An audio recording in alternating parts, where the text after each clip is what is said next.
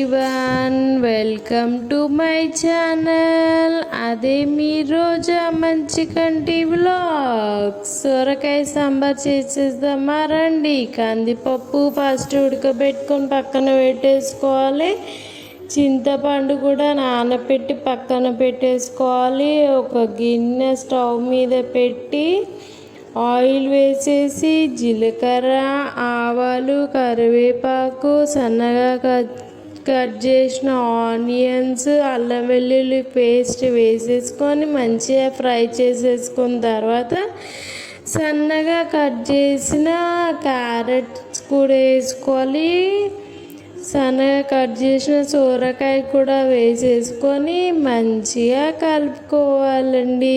కొద్దిగా పసుపు కూడా వేయాలి కలర్ కోసం. చూడండి, మంచిగా మూత పెట్టి ఉడికించుకుంటే బాగా ఉడుకుతాయి, తొందరగా ఉడుకుతాయి అన్నమాట.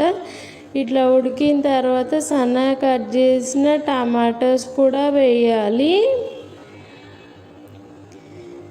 కారం, ఉప్పు సరిపడేంత వేసేసుకోవాలి. నేను ఇక్కడ పచ్చిమిర్చి యాడ్ చేయలేదు, ఎందుకంటే మిర్చి పౌడర్ యాడ్ చేశాను కాబట్టి. మీకు కావాలంటే యాడ్ చేసుకోవచ్చు.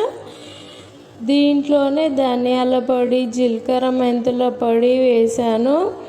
వేసి మంచిగా కలుపుకున్న తర్వాత ముక్కలకు పడుతుంది. అట్లా కలుపుకుంటే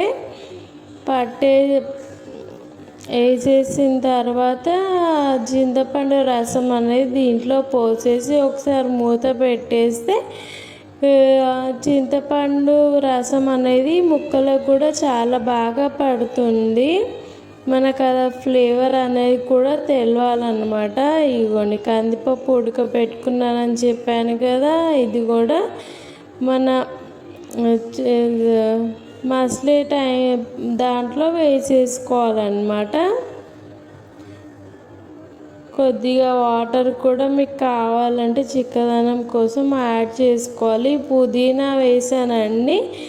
ఈ పుదీనా దేనికోసం వేసిందా అంటే ఫ్లేవర్ అనేది చాలా బాగా వస్తుందన్నమాట మసిలేటప్పుడు. చూసారా పొంగు ఎంత మంచిగా వచ్చిందో, మసిలిపోతుంది. దీనికి సాంబార్ మసాలా వేసేసుకోండి. ఎంటీఆర్ కానీ ఎవరెస్ట్ కానీ మీ ఇంట్లో ఏది ఉంటే అది వేసేసుకోండి. చాలా బాగుంటుంది. ఇడ్లీలో కానీ, వడకి, రైస్లోకి చాలా బాగుంటుంది ఈ సాంబారు.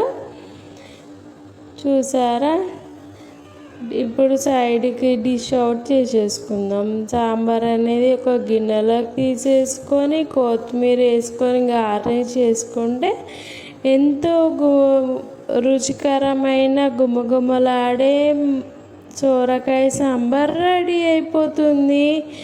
నా వీడియో కనుక మీకు నచ్చినట్టయితే లైక్ చేయండి, షేర్ చేయండి, కామెంట్ చేయండి. సబ్స్క్రైబ్ టు రోజా మంచి కంటి వ్లాగ్స్. Thank you.